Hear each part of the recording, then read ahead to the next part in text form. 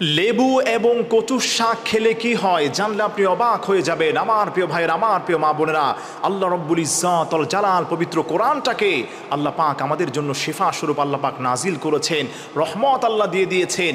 এই কোরআনের মধ্যে এমন কোনো সৃষ্টি নেই যার কথা আল্লাহ পাক বলেন নাই। আল্লাহ পাক বলেন, রব্বানা মা খালাকতা হাদা বাতিলা, এমন কোনো জিনিস নেই যাকে আমি আল্লাহ রব্বুল আলামিন অনর্থক অহেতুকভাবে সৃষ্টি করেছি। আল্লাহু আকবার। এজন্য আমার প্রিয় ভাইয়ের, আমার প্রিয় মা বোনেরা, লেবু এবং কচুর শাক এই দুইটি বিষয় নবী করিম সাল্লাল্লাহু আলাইহি সাল্লাম 1450 বছর পূর্বে তো বলেই গিয়েছেন।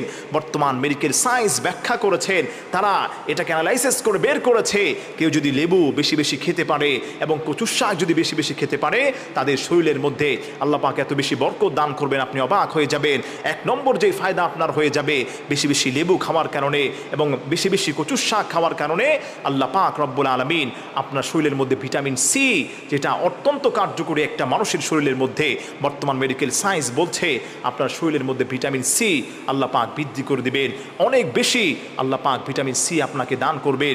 দুই নম্বর হচ্ছে যাদের রক্ত শূন্যতা, শরীরের মধ্যে রক্ত নেই, আল্লাহ পাক রব্বুল আলামিন এই খাবারগুলো গ্রহণ করার কারণে, লেবুর রস খাওয়ার কারণে, লেবুর দেখা যায় যে ছোকলা আছে এটা চিবিয়ে খাওয়ার কারণে আল্লাহ পাক রব্বুল আলামিন এই রক্ত শূন্যতা আল্লাহ পাক দূর করে দিবেন। রক্তের ঘাটতি আল্লাহ পাকে কচুর শাক খাওয়ার মাধ্যমে আল্লাহ পাক আপনাকে পূর্ণ করে দিবেন।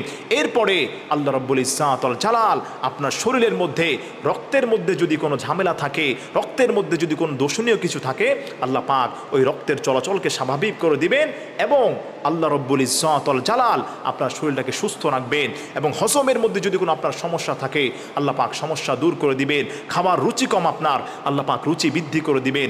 বেশির থেকে বেশি আপনি কচুর শাক খাওয়ার চেষ্টা করবেন এবং লেবুর শরবত খাওয়ার চেষ্টা করবেন। লেবুটাকে আপনি বেশির থেকে বেশি খাওয়ার চেষ্টা করবেন। যত বেশি খাবেন তত বেশি গ্যাস্ট্রিক থেকে, আলসার থেকে আল্লাহ পাক আপনাকে হেফাজত করবে। ভিটামিন সি আপনার শরীরের মধ্যে বৃদ্ধি হয়ে যাবে। রক্ত শূন্যতা আছে, আল্লাহ পাক এই শূন্যতা দূর করে দিবেন।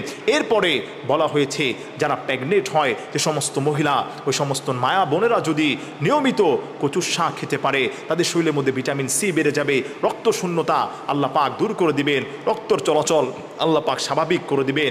আল্লাহ রব্বুল ইজ্জত আল জালাল এই দুইটি খাবারের মাধ্যমে অসংখ্য রোগ থেকে আল্লাহ পাক বান্দাকে হেফাজত করবেন এবং আল্লাহ রব্বুল ইজ্জত আল জালাল সমস্ত ধরনের বরকত, রহমত আল্লাহ পাক ওই বান্দার মধ্যে দান করবেন। আমরা অনেকেই তো আছি এগুলোকে অবজ্ঞা করার চেষ্টা করি। অনেকেই বলে যে হুজুর এই লেবুটা হচ্ছে পর্যাপ্ত পরিমাণ টক লাগে, এটা খেতে পারি না। আপনি নিয়মিত এটা খেতে দেখেন, আপনার হজম শক্তি বেড়ে যাবে, আল্লাহ পাক কী ফলাফল আপনাকে দান করবে, আপনি আশ্চর্য হয়ে যাবেন। কচুর শাক আমরা অনেকে দেখতেও পারি না, আমরা বলি হায় হায়, এটা তো আমাদের বাড়ির পাশে হয়ে থাকে, এটা আমরা গ্রহণ করি না। আপনাকে আমি বলছি আপনি এটা নিয়মিত খেয়ে দেখেন, আর ফলাফল কি হয় আপনি আশ্চর্য হয়ে যাবেন।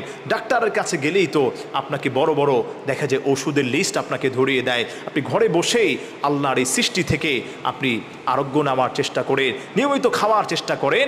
আল্লাহ রব্বুল আলামিন আপনার বডিটাকে সুস্থ রাখবেন, দেহটাকে সুস্থ রাখবেন, সুস্বাস্থ্য, সুদীর্ঘ নেক হায়াত আল্লাহ রব্বুল ইজ্জত আল জালাল আপনাকে দান করবেন।